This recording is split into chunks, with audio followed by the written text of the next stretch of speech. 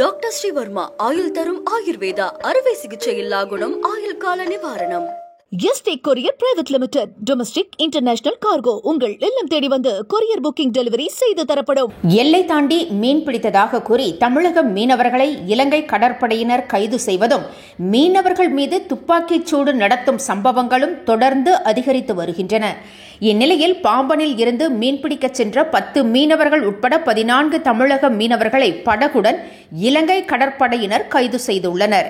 தமிழகம் மற்றும் புதுச்சேரியைச் சேர்ந்த மீனவர்கள் கடலுக்கு மீன்பிடிக்க செல்லும் போதெல்லாம் எல்லை தாண்டி மீன்பிடித்ததாக கூறி மீனவர்கள் மீது இலங்கை கடற்படையினர் தாக்குதல் நடத்துவது, கைது செய்வது போன்ற சம்பவங்கள் தொடர்ந்து அதிகரித்து கொண்டே வருகின்றன.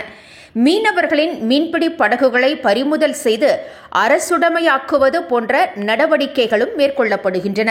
இதனால் மீனவர்கள் தங்களின் வாழ்வாதாரத்தையே இழக்கும் நிலை ஏற்பட்டுள்ளது. மீனவர்கள் தொடர்ந்து கைது செய்யப்படும் சம்பவங்களும் அபராதம் விதிக்கப்படுவதும் துப்பாக்கிச்சூடு நடத்துவதும் தொடர்ந்து அரங்கேறி வருகிறது.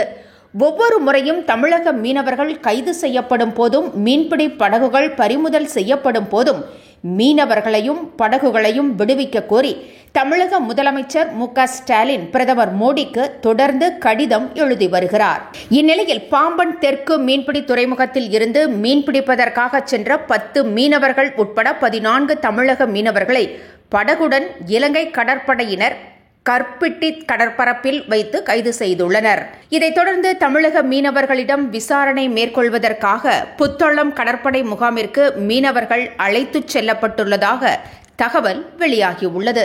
என்றும் உங்களுடன் மை இந்தியா. முக்கிய செய்திகளை உடனுக்குடன் தெரிந்து கொள்ள சப்ஸ்கிரைப் பண்ணுங்க, பெல் பட்டனை பிரஸ் பண்ணுங்க.